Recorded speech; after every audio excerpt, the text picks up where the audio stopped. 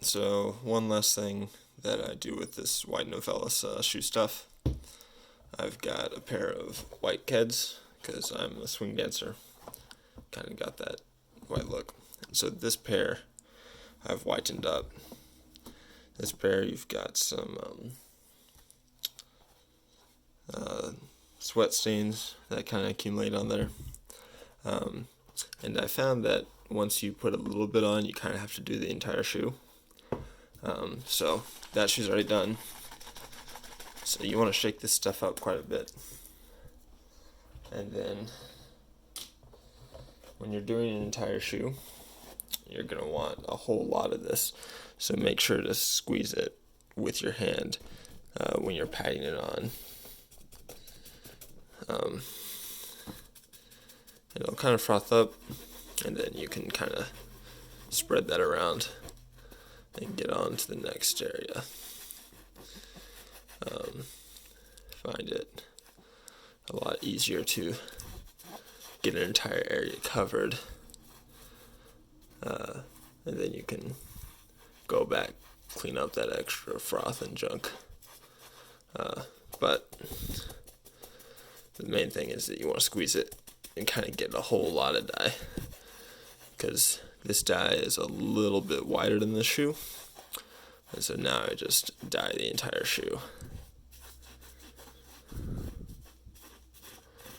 And while I'm at it, I just go ahead and dye the metal and the tags and everything, because as a dancer, kind of the reason I wear white shoes is to make my feet really, really bright.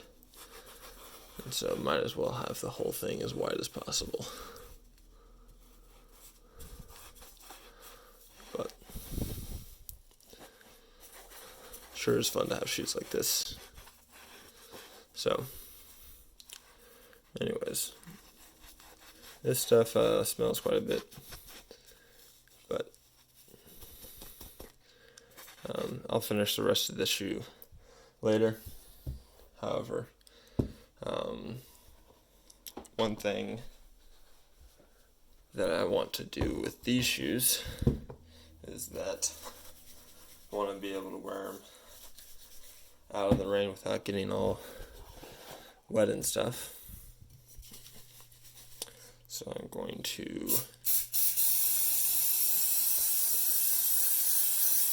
go ahead and coat them in this water protector, the Saphir Super Invulner.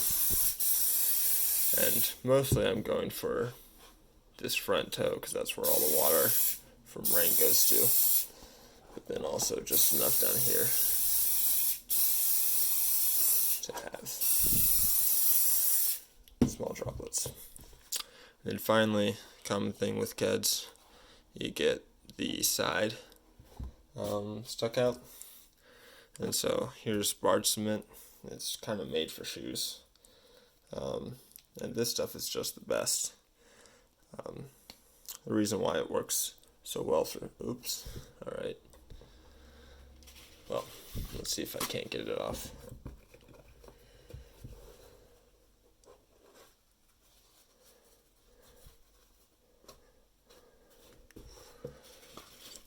You've got a few minutes to set up time, so I should be good here. Great. Cool. I'll have to just come over to that later. But you basically can put this stuff in. And the reason why this stuff works so well is that it's kind of